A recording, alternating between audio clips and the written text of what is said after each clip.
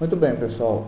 Hoje eu vou fazer outro vídeo para vocês, para auxiliar no manesamento do SPSS e nos conceitos ou nas técnicas que a gente vai verificando durante as aulas, tá?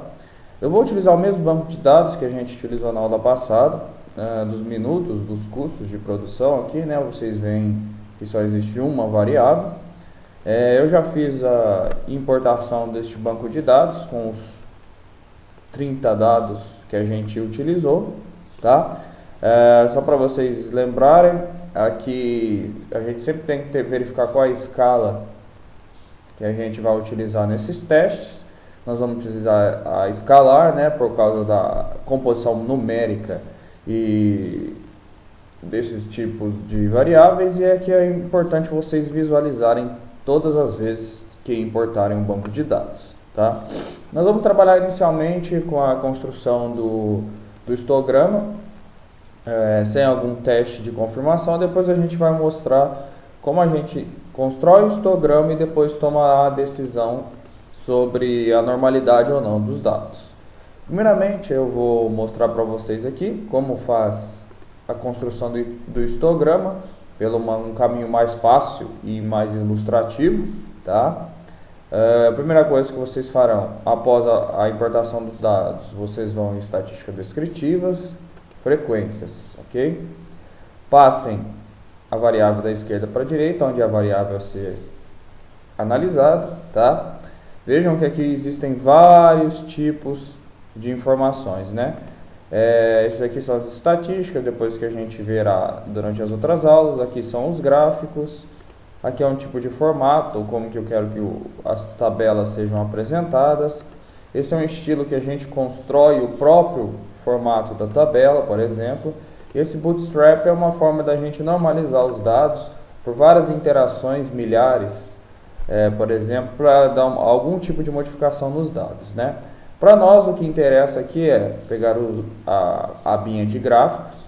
Vejam que aparecem várias opções, gráfico de barra, gráfico de pizza, mas o que interessa para a gente é o histograma, tá? Para vocês visualizarem a figura e ela ficar um pouquinho mais entendível, vamos dizer, marquem a opção mostrar curva normal no histograma e dêem um continuar, tá? Só para vocês verem a classificação, deixem exibir tabela de frequências. Deem um OK. Os dados vão sendo processados. O SPSS, novamente, todo o processo que ela faz é colocado dentro dessa janela de saída. Aqui nós vimos que nós não tivemos nenhum dado perdido, todos os dados foram considerados. Aqui é aquela tabela de frequência que a gente já verificou, uma tabela menos organizada, sem a transformação por categorização visual, tá? Mas o que interessa pra gente é este histograma, tá? Que é essa figura de barras, que na ordenadas a gente tem a quantidade, a contagem de frequências, e nas abscissas a gente tem intervalos de valores, tá? E veja que aqui é uma distribuição normal que pode nos auxiliar a interpretar se é uma distribuição normal ou não. Logicamente, vocês podem estranhar que essa figura não tem uma evidenciação tão direita, tão próxima a uma distribuição normal. Mas lembrando que geralmente a distribuição é normal ou próxima à normal. Então vejam que alguns testes nos auxiliarão a tomar essa decisão. Então aqui vocês veem que não existe uma normalidade perfeita, mas pode ser que existe uma aproximação, tá? Então esse aqui é a primeira figura para vocês tomarem conhecimento desse histograma, que é um primeiro caminho para verificar se os dados possuem normalidade ou não, certo? Após isso aqui, voltemos à nossa tela de dados, e aqui eu vou mostrar para vocês um teste que a gente fez em sala de aula, que é fácil para a gente trabalhar se os dados possuem ou seguem uma distribuição normal ou não, tá? A partir de agora, e esse teste e outros testes, a gente vai começar a inserir algumas hipóteses de decisões, cuja a gente vai trabalhar com o intervalo de confiança e o nível de significância, né? Os níveis de significâncias, que serão instrumentos melhores para o entendimento de vocês, eles podem variar de 1, 5 e 10% geralmente na nossa ciência, né? E vocês viram que a questão de o valor obtido pelo teste maior ou menor do que esse nível de significância para a tomada de decisão. Só para vocês relembrarem, quando a gente for fazer esses testes aqui de verificação de normalidade ou não dos dados, nós seguimos duas hipóteses, né?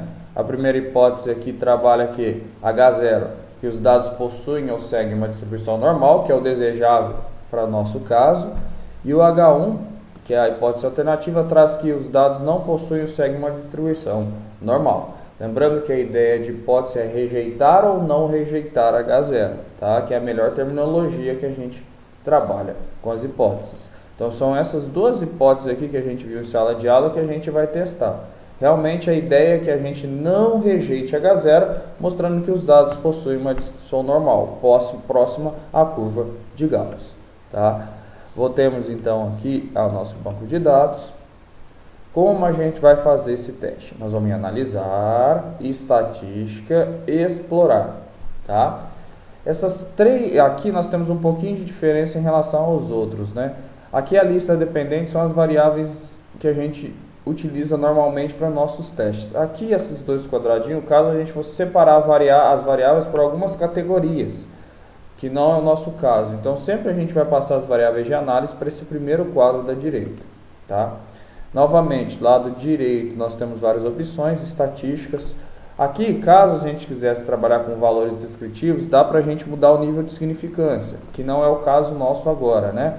Vejam que aqui está 95% de intervalo de confiança, ou seja, o nível de significância é 5%.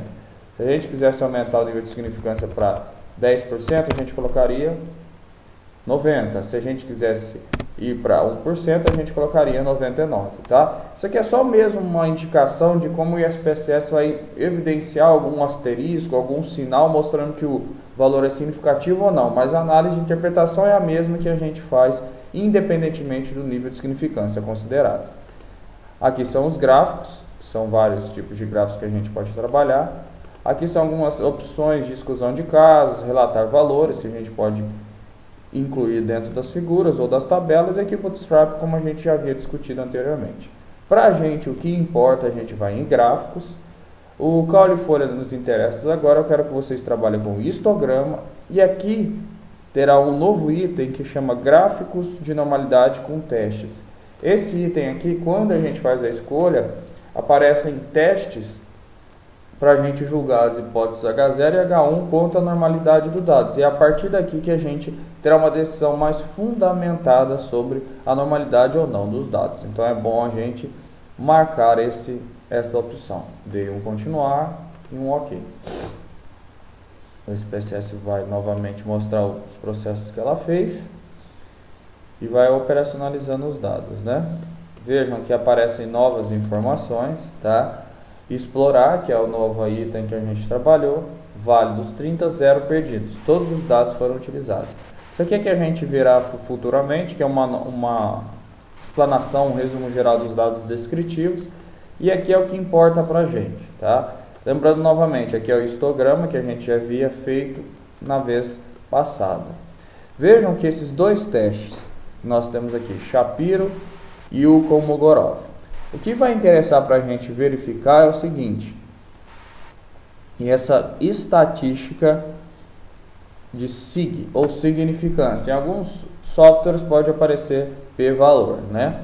O ideal para a gente verificar se o dado é normal ou não é que os valores, considerando que a gente está um ponto de corte de 5% de significância, que os valores fossem superiores a 5% para não rejeitar H0 e que os valores fossem inferiores a 5%, ou 0,05, para rejeitar H0. Independentemente do teste, Kolmogorov e Shapiro, ambos os valores são superiores a 5%. Lembrando que normalmente o Shapiro é indicado para amostras menores do que 50 e o Kolmogorov para amostras um pouco maiores que 50. Há discussão em valores de 30, mas 50 é o número mais adequado. Então o que a gente verificará se aquela hipótese para os dados tendem a H0 ou H1? Vamos olhar esse SIG da Shapiro. Veja, o SIG da Shapiro é 0,659. Ou seja, se a gente traduzir isso em percentual, 65,9%. Fazendo a comparação com 5%, maior do que 5%. Ou seja, se o SIG é maior do que 5%, então nós não rejeitamos H0, ok? Então vejam que 0,659 é maior do que 0,05, então nós não rejeitamos H0, o que nos indica que nós temos que os dados de custos ou minutos da variável possuem ou seguem uma distribuição normal, tá? Então vejam que a lógica de um histograma não ser totalmente perfeito quanto à distribuição não é algo que a gente possa tomar como uma decisão já certa. Os testes nos auxiliam a verificar se esses dados possuem ou não uma distribuição normal, tá? Só para mostrar para vocês a mais, esse QQ normal de custos, né? Apresenta uma distribuição, só para vocês verificarem, geralmente quando os dados são bem próximos assim à reta, é algo que se aproxima do normal, tá? Só quando ele está muito variável, que os dados não são normais, então com esse comportamento aqui, eles podem indicar uma normalidade dos dados, certo? Esse aqui é um comportamento normal, porque são os desvios dos dados, é uma outra tendência de demonstração, quando os dados possuem um comportamento também um pouco mais rebelde, a normalidade não é uma indicação. E aqui é o Boxplot, que é uma ferramenta que a gente utilizará futuramente, principalmente para mostrar a presença de valores discrepantes. Vejam que aqui a gente não tem valores discrepantes tão óbvios ou tão graves, porque não existem alguns pontinhos de valores que apareceriam normalmente.